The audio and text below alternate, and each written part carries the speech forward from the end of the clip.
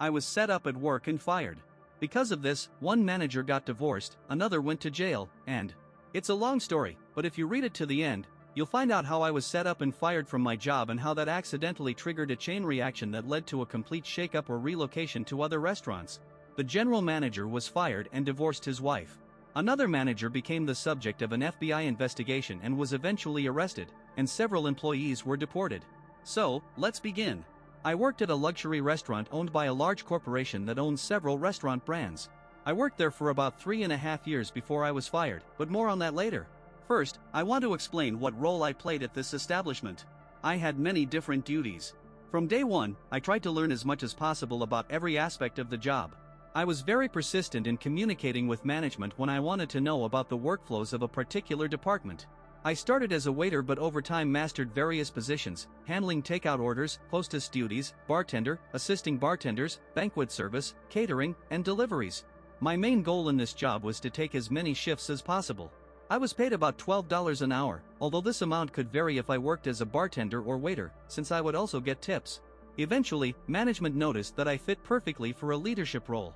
I did so well that they decided to try me as an unofficial supervisor of the team working in takeout, catering, and delivery, since all this fell under one area of responsibility.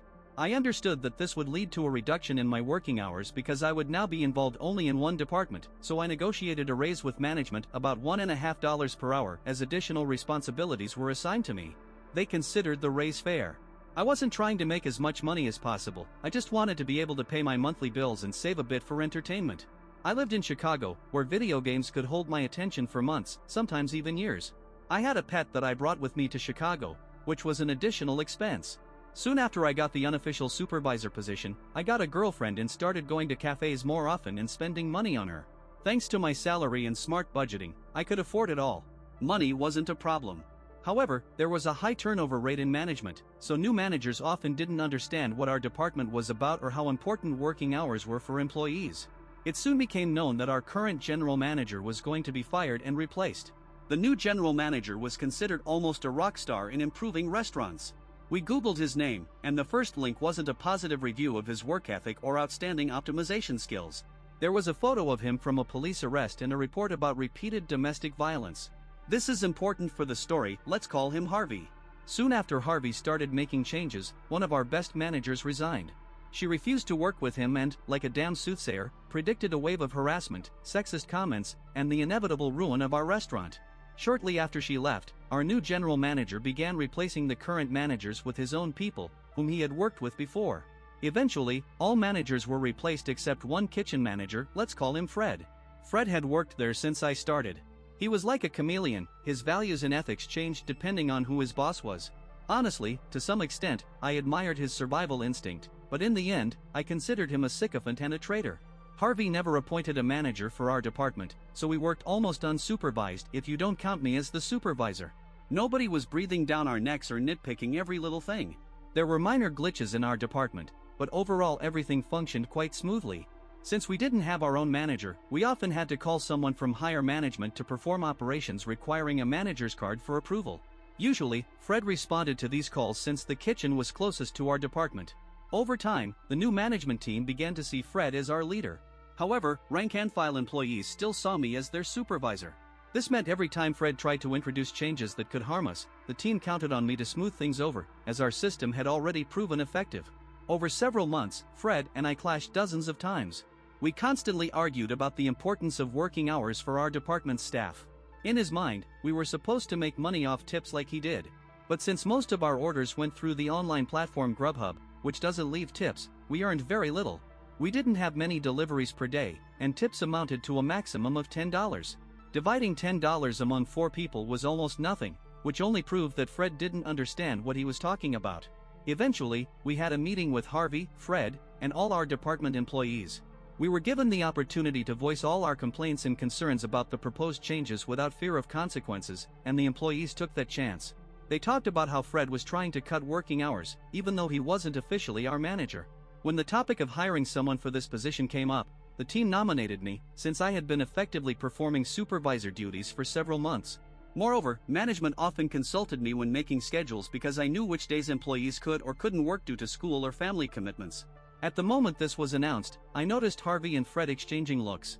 I realized they had already decided to get rid of me. They said nothing, but I could tell from their eyes that my days at this job were numbered and that I would be fired sooner or later. We were given lots of promises that hours wouldn't be cut anymore. Management said they would stop sending everyone home, leaving only one person to close, since our department was quite small and it was simply impossible for one person to do all the cleaning and close the shift according to sanitary standards and safety regulations. They promised everyone would work their scheduled hours. We didn't ask for the impossible, so we said usually there are 3 or 4 people working in our department. We agreed that 2 could be sent home early, but at least 2 employees had to remain during closing. They promised it would be so. However, a week later, managers started sending everyone home again every evening except one person. Once, they tried to do this when I was closing. We had just returned from a large catering event, and there was an enormous amount of cleaning left for one person. When Fred came and tried to send everyone home except me, I opposed it. I told him he was systematically breaking the promise he gave us at that meeting. He looked me straight in the eyes and told me to stop complaining and that if I kept telling him how to work, he could easily find someone to take my place. I quickly realized this was a setup. He wanted me to keep arguing and do something that could be used against me. So, I backed off and started cleaning. In the end, I had to stay late, which meant overtime that should have been paid at a higher rate. For this, I got a reprimand because overtime is not allowed without manager approval. When I refused to sign the reprimand, stating that I had warned Fred in advance that it was impossible to finish all the cleaning alone within work hours, they allowed me not to sign the document. This happened only because the HR representative present at the time wasn't one of Harvey's cronies. Now, to the day I was fired. It's important to note that I always came to work an hour early. Living in Chicago is expensive, and food costs a lot. However, at work, we were allowed to eat unlimited amounts of free soup and bread, so I came an hour early to have a snack before my shift. But on the day I came to get soup, one of the cooks told me he had a canceled dish ready to give away, and Fred ordered to give it to someone. He assured me Fred had already written off that dish, so it could be taken for free. It happened to be my favorite appetizer, so I gladly took it. No sooner had I sat in my booth than Harvey and Fred approached me and asked if I had placed an order for that dish. I explained that the cook had given it to me, saying it was a canceled order written off by Fred. Fred acted like he'd never heard of it and said he had no idea what I was talking about. Then Harvey said, "I think you understand this is theft. Eat up, then pack your things and get out. This is your last meal here." I tried to explain that the cook gave me the dish, but they refused to listen. I then offered to go with them to the kitchen and talk to the cook, but by the time we got there, he had already gone home. I had no choice but to pack up, say goodbye to my colleagues, and leave. On my way out, I told our department employees what happened and described the situation as it was.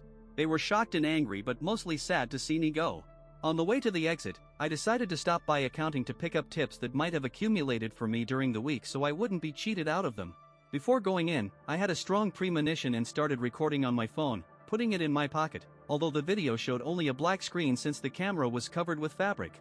The recording captured muffled voices of Harvey and Fred behind the door. They discussed how everything went according to plan and that they tried to get rid of me. Since the meeting with my department, I knocked on the door, and they immediately fell silent. They asked what I was doing there, and I said I came for my tips. They took the money from the safe and handed it to me. Despite boiling inside from what I heard, I decided not to burn bridges because maybe I could deal with it later. I shook hands with both managers, thanked them for the opportunity to work there, and left. Don't forget I took my phone and recorded the restaurant's facade with the name and logo. Working in a restaurant teaches you to always have your back covered. This rule works in many areas, but something told me this recording would come in handy. If I was accused of theft, I wanted to have the chance to prove my innocence if this came up in interviews, which it did, triggering a chain of events that led to a real nuclear explosion. On the way home, on the train, I sent several messages and posted in local Facebook groups that I had just been fired and was urgently looking for a new job. By the time I got to my station, I already had an interview scheduled for the same day. About 5 minutes after the interview started, I was already offered a job, but after discussing the details, I realized it wasn't for me and declined. I went to several more interviews and found a vacancy that suited me perfectly with a solid pay raise compared to my previous job. And most importantly, I wouldn't have to deal with customers. It was an auditor position at a logistics company. However, during the interview, the manager mentioned that he had already called my previous workplace and talked to the general manager, Harvey. Harvey told him I was fired for theft.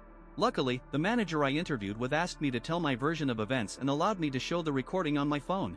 I asked if the voice on the recording matched the one he heard on the phone. He confirmed yes. That was enough for him to believe the recording was genuine. He listened to how the two managers admitted on the recording that they set me up, and then watched until the end, where I filmed the restaurant's facade with its name and logo. The manager, let's call him Dean, hired me immediately and asked me to send him the recording, which I did. I thought that was the end of it. About 7 months later, when I was already settled in my new job, HR sent out a welcome letter to new employees listing all the newcomers, interesting facts about them, and their photos. Among the new faces was Thomas, my former colleague from the restaurant. We worked together at the host stand, and I was happy to see a familiar face on the team. I found his workstation, said hello, and asked why he left the restaurant. It turned out he was laid off because the company started an investigation. It all began with a relatively minor incident. The corporation owning the restaurant chain received a letter with an attached video, the video I had recorded with my phone in my pocket. This was enough for corporate management to send an auditor for an internal investigation. Thomas was surprised I didn't know about it since, according to him, there were multiple attempts to contact me. I checked the old email I used for the job application. There were at least 24 emails asking me to come and discuss my firing. Plus, I had changed my phone number, so they couldn't reach me directly. Thomas continued the story. It turned out that before the corporate auditor arrived, Harvey and Fred tried to make a deal with my department. They offered employees a small raise if they agreed to tell the auditor that I was incompetent and not doing my job. On the day the auditor arrived, there was a small exodus from my former department. Several employees resigned on the spot in front of the corporation's representative, let's call her Audrey. Before leaving, they didn't miss the chance to throw Harvey and Fred under the bus. That was the first blow to them both. The second blow came a couple of days later when Audrey showed Harvey and Fred the very recording that started it all. They fiercely denied the accusations, but Harvey's voice was unmistakable, it was too unique. Besides, the recording captured our voices shaking hands and saying friendly goodbyes. Harvey and Fred even bragged to Audrey about this moment, thinking it would make them look good, like we parted on a positive note. But that wasn't the second blow. It happened when it became clear they needed to be separated. Audrey sent Fred to work at another restaurant owned by their parent company, while Harvey was temporarily demoted. It was a real test for them. They used to be an inseparable pair, working smoothly and cynically, but the pressure of the investigation cracked their partnership. They had a public argument on the restaurant's Facebook page. The post was deleted, but Thomas managed to see it. A photo was posted featuring Fred. Harvey left a passive-aggressive comment that Fred shouldn't have been in the photo since he had been transferred to another restaurant due to misconduct. Fred replied something like, well, at least when you Google my name, there isn't news about me hitting my wife. Harvey retorted, funny hearing that from someone who cheats on his wife with Janet's sister. Name changed. Janet was appointed the official supervisor of my former department after I was fired. Fred replied, funny hearing that from someone who slept with half the waitresses, each has a story about your attempts to seduce them. The post was deleted, but Audrey saw it. This was the second blow. The third blow happened the next day when Audrey started interviewing waiters and bartenders separately. Many shared similar stories. Everyone who confirmed Harvey had harassed them said he offered to be their sugar daddy in exchange for intimate photos or special time after the restaurant closed. Harvey was fired. But that wasn't the worst for him. Audrey, the auditor, was not just some random corporate rep. She had previously held the position of regional manager in the area and had personally hired Harvey's wife as the general manager of another restaurant in town. So, Audrey called the restaurant where Harvey's wife worked and told her everything she had learned from the waitresses. Later, we learned they divorced, although she had already given him a second chance after he beat her. I don't know what made her forgive him after that, but he definitely didn't get a third chance. After Harvey was fired, Audrey interrogated the same cook who gave me the dish on the day I was fired. I don't know how it came up, but at some point, he slipped and revealed he was an illegal immigrant. Audrey held his personal file with his social security number and Illinois state ID, so this information puzzled her. She started insisting on an explanation. It turned out Fred had connections and organized something like a black market for fake documents. He supplied illegal immigrants with fake social security cards and IDs so they could be hired for lower wages. This scheme had been running for at least 4 years. Obviously, this was a criminal offense with potential serious consequences. Audrey had no choice but to report it to the authorities. The local police called in the FBI because some evidence went beyond their jurisdiction. Fred was arrested and quickly gave up the names of people he sold fake documents to. I don't know if he gave up all of them, but he named about 14 people, and at least half were deported. By the time Thomas was fired, the cook who gave me the dish was among them. Thomas continued explaining that this whole mess started with my firing. But I never sent that recording to corporate offices, I only sent it to Dean when he hired me. I asked how the recording got to the corporation. Thomas told me that Dean forwarded it to his wife, who was a lawyer. He wanted to find out if I had a chance to sue my former employer because what they did was outright wrong. But he also remembered that during our first conversation, I said I wasn't the kind of person who'd try to make millions off the mistakes of two idiots. I also said it would be damn satisfying to see them lose their jobs. Dean's wife sent the recording to the legal department of the headquarters of my former company. My boss showed the recording to his wife, who forwarded it to the top management of my former company. They both just wanted to get the two jerks who did this to me fired.